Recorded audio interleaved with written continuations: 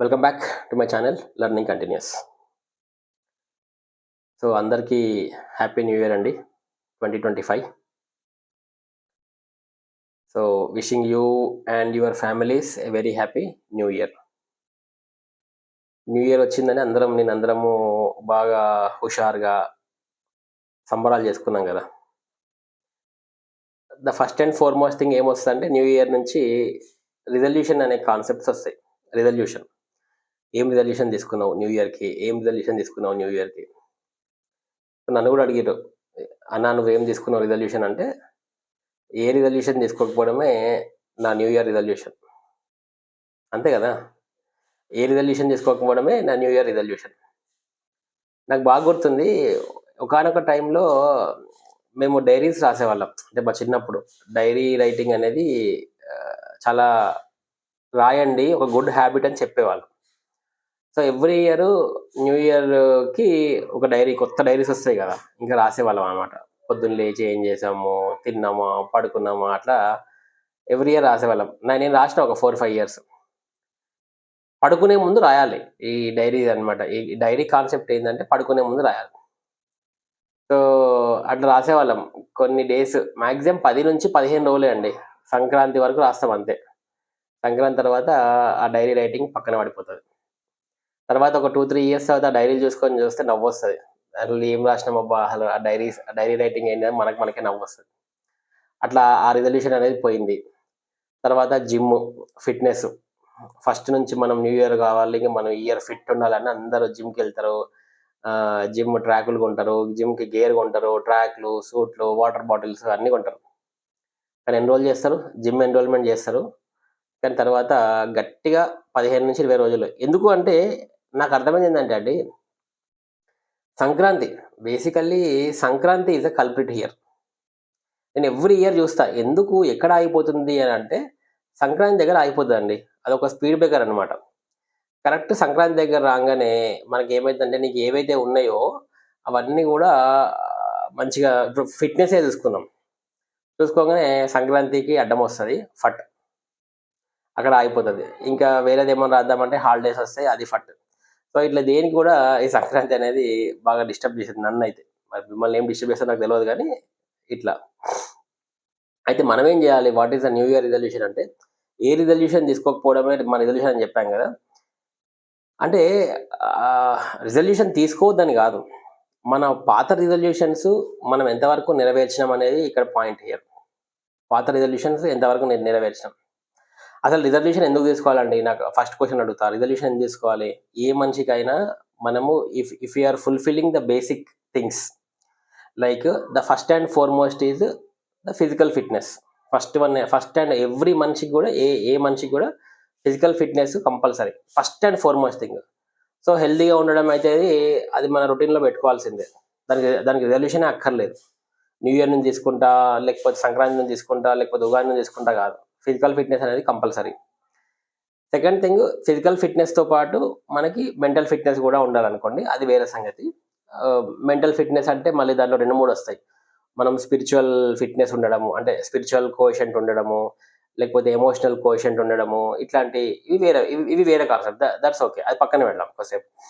దాని తర్వాత ఫిజికల్ అయిపోయిన తర్వాత, నీటి పర్సనల్ గోల్స్లో ఫిజికల్ రిజల్యూషన్ అయిపోయిన తర్వాత, నెక్స్ట్ కమ్స్ టు యువర్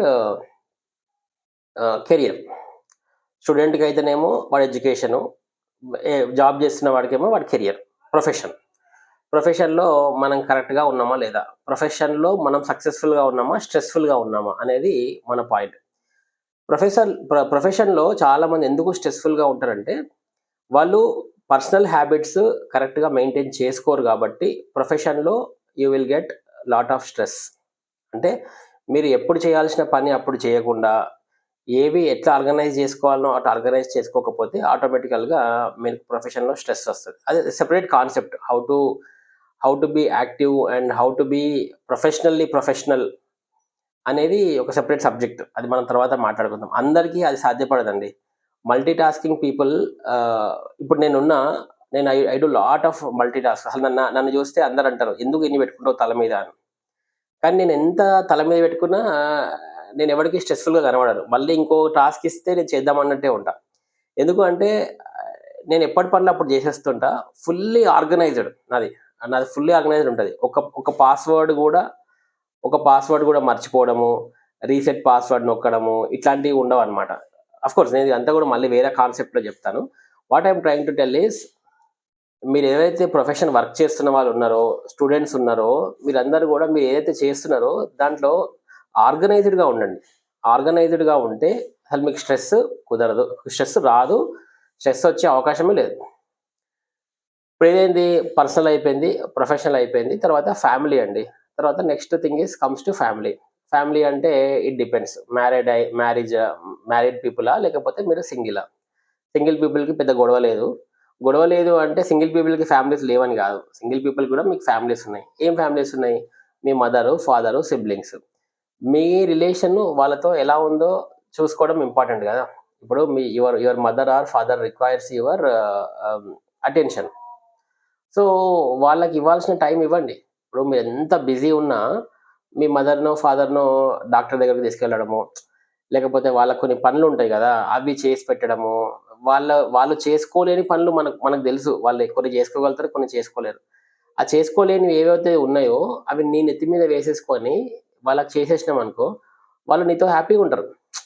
అరే! మావాడు చూసుకుంటాడు ఈ విషయం. మావాడు అన్నీ నువ్వు బిజీగా ఉండొచ్చు. కాదనను. You might be busy with your work or your college. But you have to make sure that you are also giving time to your family. Especially your parents or your siblings whatever. తర్వాత మూడో point family అయిపోయింది గదా! నాలుగో point ఏంటిదంటే మన social. మీ neighbours గాని, friends గాని ఇద్దరనుకోవచ్చు. ఫ్రెండ్స్‌తో ఎట్లా ఉన్నావు. సో, నువ్వెంత బిజీ ఉన్నా గానీ, నేను ఫ్రెండ్స్‌ని కట్ జేసేస్తా. వాళ్ళతో నేను మాట్లాడను. నా నాది నాకే సరిపోవట్లేదు. నాది నాకే టైం సరిపోవట్లేదు. నాకే కుదరట్లేదు. నేను దేంట్లో పార్టిసిపేట్ జేయ. ఫర్ ఎగ్జాంపుల్ మీ కాలనీలో ఒక ఈవెంట్ జరుగుతది. లేకపోతే మీ అపార్ట్మెంట్‌లో ఒక ఈవెంట్ జరుగుతది. చాలామంది వెళ్లరు. నేనెందుకు వెళ్ళాలి? కనీసం రెస్పాండ్ గూడా గారు. పోనీ ఫ్రెండ్స్ ఎవరన్నా అరే ట్రిప్‌కెళ్దామా? లేకపోతే బయటికెళ్దామా అంటే వీడెవడు రెస్పాండ్ గూడా గాడు.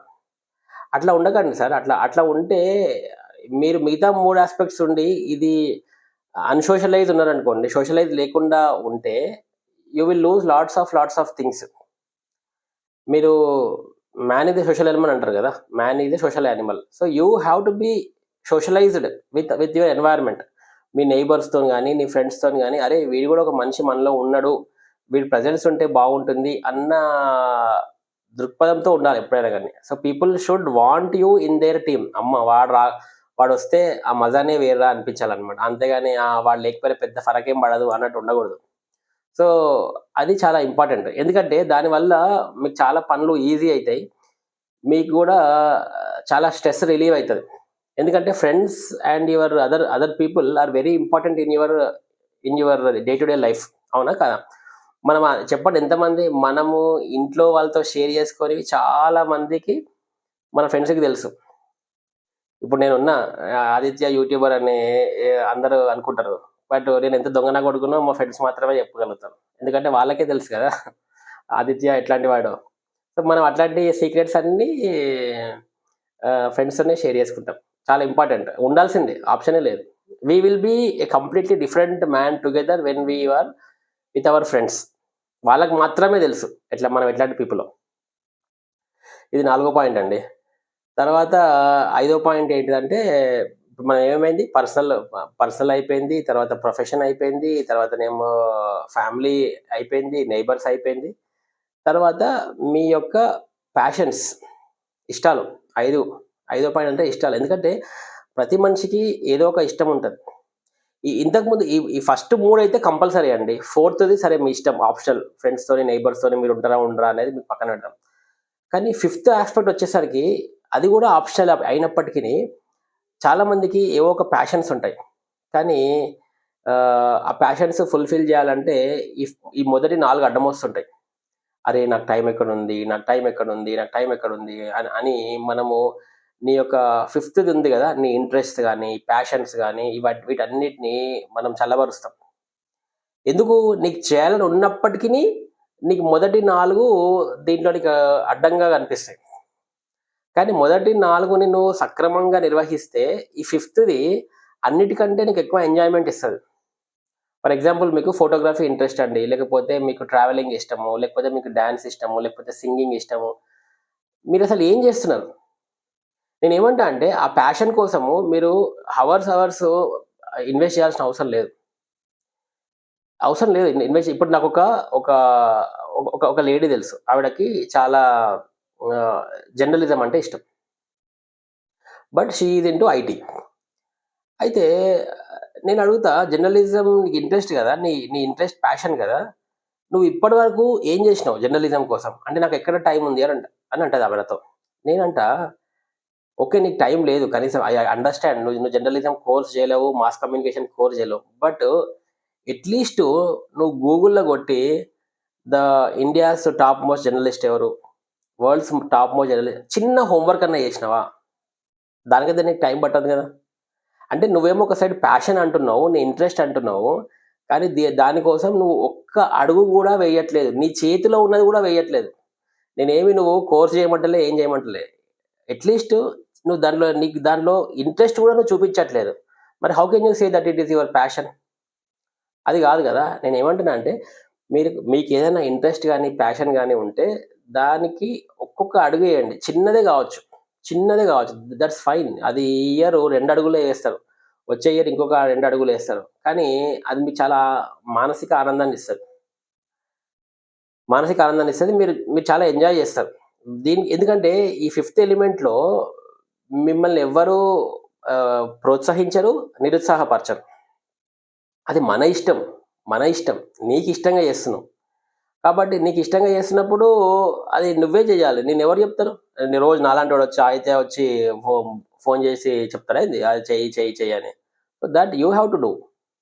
ఎవరో మోటివేటెడ్ జేయరు. లేకపోతే ఇంకేయరు. మీరు జేసుకోవాలి అట్లా. So, when you manage these 5 things together, మీకు ఆబ్వియస్‌లా ఏ న్యూ ఇయర్ అక్కర్లేదు. Every day is a new year. ఎందుకంటే every day is a new year అండి. కొత్తగా నాకైతే ఏమి అనిపియదు. క్యాలెండర్‌లో డేట్ మారిందనిపిస్తది. రెంట్ కట్టాలి. ఇప్పుడు నేను రెంట్ కట్టిన. ఆప్షనే లేదు. ఏం మారింది నాకు? ఏం మారలేదు. పొద్దున్నే వాటర్ బిల్ వచ్చింది, కరెంట్ బిల్ వచ్చింది, అన్నొచ్చింది. నాకేం మారిందని చెప్పండి? ఏం మారలేదు. పోనీ జీతం మారిందా? పోనీ ఏమన్నా ఇదొచ్చిందా? ఏం మారలేదు. So, everything is same. ఆహ్, కట్టాల్సిందే. కానీ ఓన్లీ థింగ్ ఏందంటే, దీన్ని మనం ఎట్లా చూసుకోవాలంటే మన మైండ్ సెట్ మార్చుకోవడానికి ఇది ఇంకొక అవకాశంగా చూడాలంతే న్యూ ఇయర్‌ని. ఇప్పటి వరకు నువ్వు ఒక మైండ్ సెట్‌తో ఉంటే, నీ మైండ్ సెట్ మారితే అన్నీ మారుతాయండి. Basically your attitude determines your future అంటారు గదా! It is your attitude more than your aptitude that shows your altitude అనేది ఒకటుంది ఇంగ్లీష్‌లో. మళ్ళీ చెప్తా. It is your attitude more than your aptitude that shows your altitude. So, మన attitude కరెక్ట్‌గా ఉంటే లైఫ్ పట్ల, హ్మ్, నీకు నువ్వు సంతోషంగా ఉంటావు. నీ వల్ల గూడా అవతల వాళ్ళు చాలా సంతోషంగా ఉంటారు. నీ ఫ్యామిలీ గానీ, నీ ఫ్రెండ్స్ గానీ, నీ నైబర్స్ గానీ, whole society also will be very, very happy. అది. So, that is what is my resolution అంతే. నాకు ఎవ్రీ డే హ్యాపీ న్యూ ఇయరే అండి. నేను పెద్ద దీనికి స్పెషల్‌గా ఏమి ఇది చేసుకోను. కానీ నేను ఎట్లా ట్రీట్ చేస్తా అంటే, ఇప్పుడు ఆహ్, హ్యాపీ న్యూ ఇయర్ వస్తే ఇదొక గ్యాదరింగ్. ఇప్పుడు మా మా కమ్యూనిటీలో ఎప్పుడు కలవరు. కలవని వాళ్ళను నిన్న రాత్రి కూర్చున్నాం. కలిసి డిన్నర్ చేసినాం. నేను ఇన్వైట్ చేసిన. ఉత్తప్పుడు రారు గదా! ఉత్తప్పుడు రారు. ఇప్పుడొచ్చారు. మంచిగా కూర్చొని 2 పెగ్గులేసి ముచ్చట పెట్టి చేసినాం. ఊరికనే తిన్నాం. డిన్నర్ చేసినాం. గుడ్ గదా! అది అది నార్మల్ టైమ్‌లో దొరకదు ఆ టైం. సో, అదొక గ్యాదరింగ్. ఇంకా ఫర్ ఎగ్జాంపుల్ పిల్లలు డాన్సులు చేస్తారు. వాళ్ళ యొక్క ఇంట్రెస్ట్స్, వాళ్ళ యాక్టివిటీస్, హ్మ్, బయటకి ఎగ్జిబిట్ చేయడానికి వచ్చే టైం. నార్మల్‌గా ఎవరు చూస్తారు? ఇప్పుడు నార్మల్‌గా నేను నే నే మన మన మన పిల్లలు నేను డాన్స్ చేస్తా, పాట పాడతా అంటే ఎవరు చూడరు. కానీ ఇట్లాంటి ఈవెంట్ వస్తే you can showcase your talents. అవునా? నీ టాలెంట్ చూపించుకోవచ్చు. కొత్త కొత్త వాళ్ళతో పరిచయాలు పెరుగుతాయి. మాట్లాడుకోవచ్చు. గ్యాదరింగ్ ఉంటుంది. ఎవరెవరికో ఫోన్‌లు చేయొచ్చు. పాత వాళ్ళకి ఫోన్‌లు చేసి హ్యాపీ న్యూ ఇయర్ చెప్పినప్పుడు ఒక హ్యాపీ న్యూ ఇయరే కాదు కదా! ఇంకా ఎన్నో మాట్లాడతాం. ఇంకా చెప్పండి ఏం నడుస్తుంది లైఫ్‌లో అంటే, ఓ ఇట్లా ఇది నేను ఈ మధ్య జాబ్ మారినా, లేకపోతే జాబ్ చెక్ చేస్తున్నా, లేకపోతే ఇక్కడికెళ్తున్నా, అక్కడికెళ్తున్నా, ఏదో ఒకటి. Some kind of talks. ఉత్తప్పుడు అట్లా మాట్లాడం గదా! నా ఉద్దేశంలో అయితే ఈ పండుగలు, పబ్బాలు, ఈ హ్యాపీ న్యూ ఇయర్‌లు అన్నీ గూడా దానికోసమే. సోషలైజింగ్ కోసమే. అంతేగాని ఇప్పుడు నిన్న రాత్రి మనం కేక్ తిన్నాం, రోజు తినం ఆ కేక్. నిన్న నిన్న రాత్రి మందు తాగిర్రు, రోజు తాగరా? నిన్న రాత్రి ఫుడ్ తిన్నారు, రోజు తినరా? ఎవ్రీడే చేసే పనులే, కొత్తగా ఏం లేదు. కానీ కొత్తగా ఉండేది ఏంటంటే యువర్ యువర్ టాలెంట్స్, అవి అవి బయటకు వస్తాయి. నీకు నీ రెగ్యులర్ పీపుల్తో కాకుండా కొత్త పీపుల్తో మాట్లాడతావు, అది మనకి చాలా ఇంపార్టెంట్. సో ఆ విధంగా చూసుకోవాలండి, that is what it is. ఇదే యాక్టివిటీ రోజు చేస్తే ఇంకా మంచిదే, కానీ మనం రోజు చేయట్లే కదా. మనం ఎవ్రీడే లైఫ్లో బిజీ అయిపోయి we are fully busy and saying that నేను బిజీ, నేను బిజీ, నేను బిజీ, నేను అందరు బిజీనే. అవునా? సో అదే ఆ సినిమాలో ఉంటుంది కదా, గాయం సినిమాలో కోట శ్రీనివాసరావు ఫోన్ ఎత్తి, ఏం తమ్మి మంచుకున్నావా, ఎప్పుడు ఎప్పటికప్పుడు ఇతను కూర్చోవాలని మందాగాలని ఉంటుంది, కానీ ఏం చేస్తాం, నువ్వు బిజీ నేను బిజీ అన్నట్టు అంటాడు. ఒక డైలాగ్ ఉంటుంది, కామెడీ, గాయం మూవీలో ఉంటుంది, చూడండి. సో అట్లనే మన లైఫ్లో కూడా అట్లనే అయినాయి, అందరం బిజీలే. కానీ ప్రొడక్టివిటీ మాత్రం పెరగాలండి, మన ప్రొడక్టివిటీ పెరగాలి. ఎప్పుడు పెరుగుతుంది అంటే మనం అన్ని సరిగ్గా మేనేజ్ చేసుకోగలిగితే we will be successful in all spheres of our lives. అదే అండి. Thank you very much, and I wish you a very happy new year once again to all of you. So ఇది మొత్తం పాజిటివ్గానే ఉంది, దీనిలో నేను ఏం నెగిటివ్ మాట్లాడదలుచుకోలేదు. Thank you again for watching my video. Have a great evening. This is Aditya Bomma signing of.